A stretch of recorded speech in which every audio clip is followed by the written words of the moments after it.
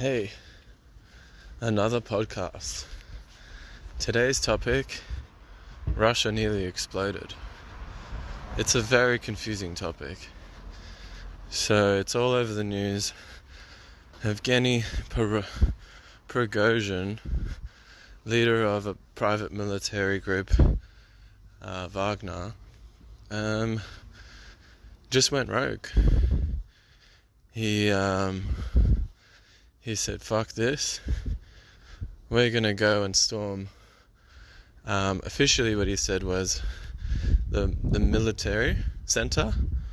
He went to the military, he took the troop to the military center of some main military center, but unofficially he was marching on the Kremlin.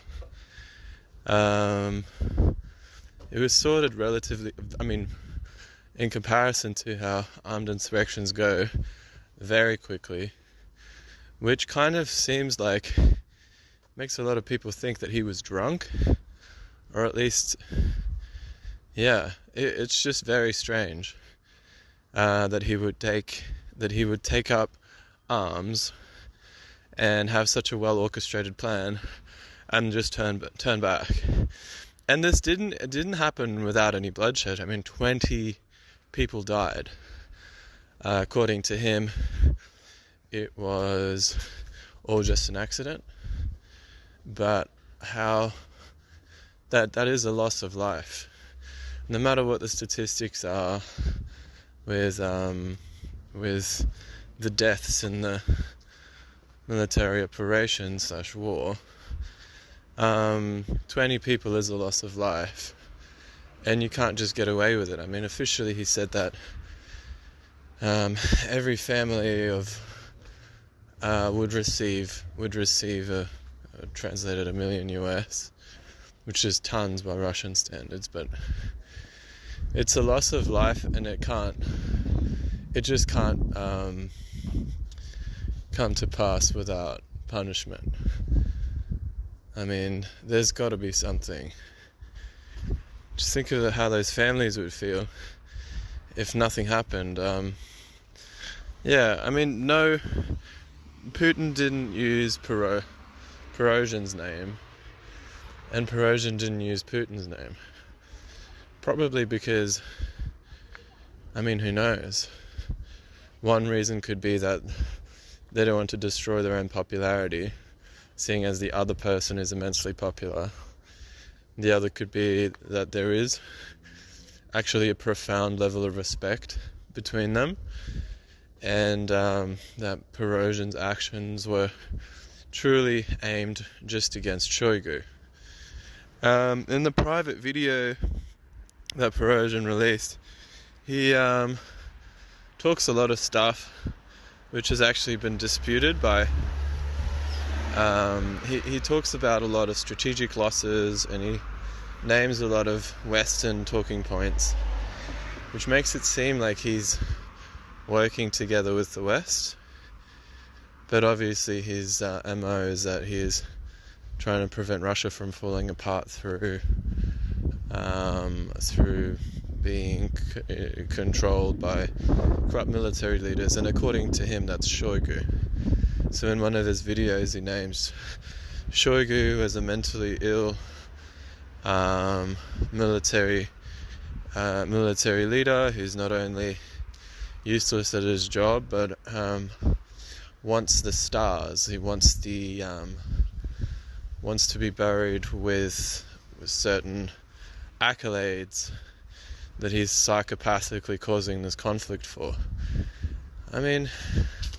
I really don't know. It's a truly confusing situation. It would be it's going to take some time for the information to fall through the grapevines, or whatever that expression is. It'll be a very interesting one to analyze. But this was nearly the end of an empire. It really was. Like possibly watching a supernova. But yeah, it ended in a yeah, cool, we're not going to do that kind of thing. Amazing life, eh? Yeah, pretty unhinged from Prigozhin. I would also like to, there's a couple of theories out there saying Prigozhin's maybe gone insane or had some sort of PTSD attack or some emotional lapse of judgment and did this all impulsively, which it kind of looks like, but at the same time not, because a lot of these maybe the trigger was pulled prematurely, but it seems like they did freaking pull a lot of stuff off, which for which you would have had to have a premeditated plan. I've also listened to some podcasts that suggest that back when Prigozhin made that video screaming on top of about the corpses, which he was filming next to him, where there's a podcast that I listened to by Douglas McGregor, I'm pretty sure, or one of his colleagues on the Napolitano podcast, where they say that the ammunition wasn't sent to Prigozhin precisely because they were suspecting that he was going to pull this big coup stunt. Now, whether the coup was aimed only at Shoigu, whether Prigozhin was trying to relieve Russia of Shoigu's alleged inadequate military leadership, or whether it was a total power grab towards the Kremlin, that remains to be seen. I mean, it sure looks like some gangster ass. It looks like some crazy-ish is going down. But I mean, yeah, I think just for the fact of, I mean, if you take the possibility that Shoigu was actually doing as he says and trying to free Russia from stupid military minds and help Putin out by installing himself as the supreme military leader, why would he do it in that time, during the time where Russia was at its weakest? Probably because it would work. I see now. That makes sense. He would choose the most sensitive time to do a coup because all the forces would be somewhere else. That does make sense. But yeah, I mean, I think whoever you are, even if you're a diehard neocon Democrat American, you probably should be thankful for Lukashenko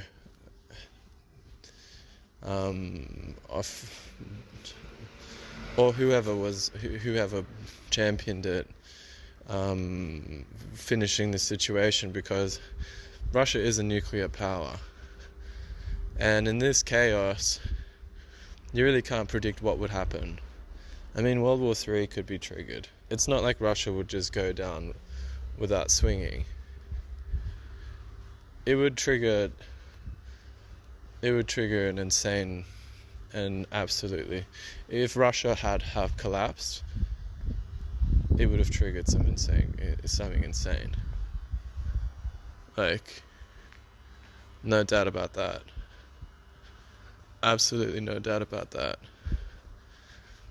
I mean, yeah, regions would have broken off. America would have tried to grab Siberia and do what they're after this whole time anyway, just divide all of Russia's resources.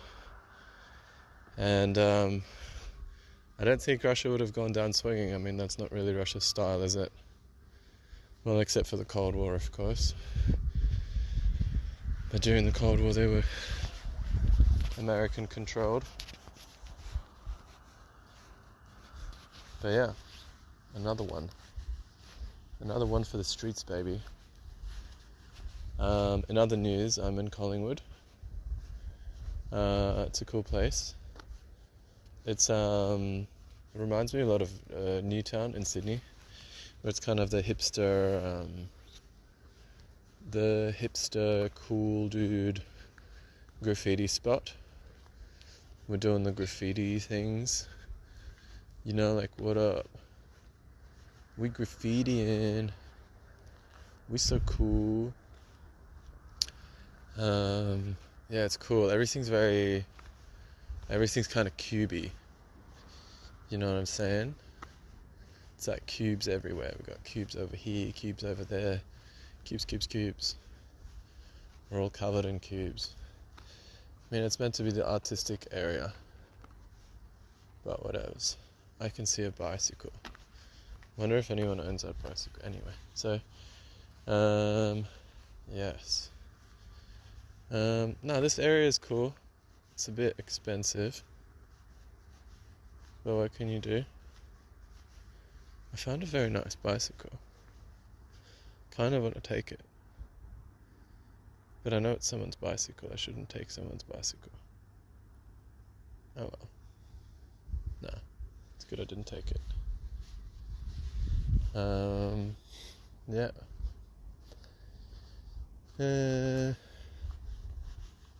Damn, son. Yeah, Collingwood. I feel like a lot of these areas are a lot of these cool areas that all the hipsters move into now, they're drug areas. They're areas where you wouldn't have been caught dead there, or you would have been caught dead there because you would be dead walking through.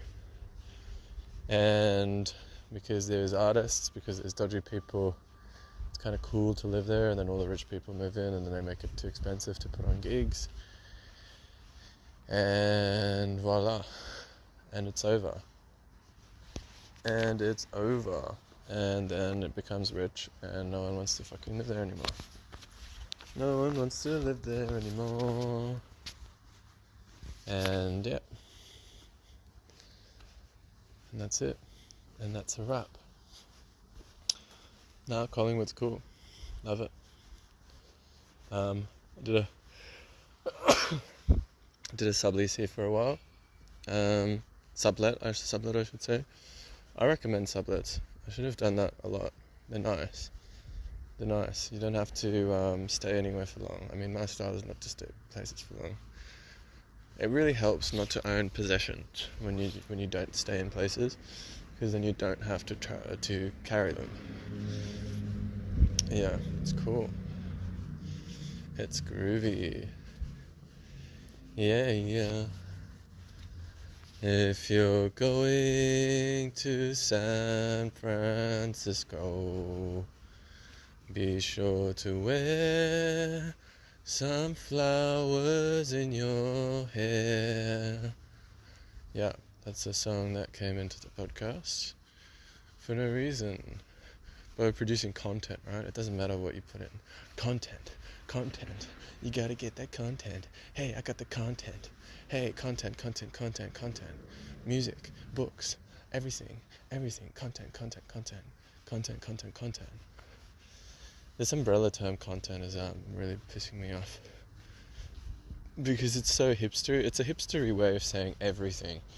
Everything that you can digitalize is content. And I don't want to be a content creator.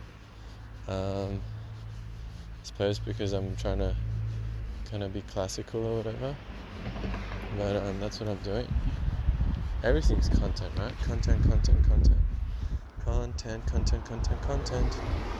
We got the content. We got the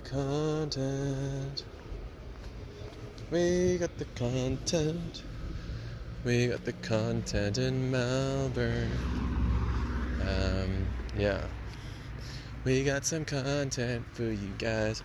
We got the content. And today's another show.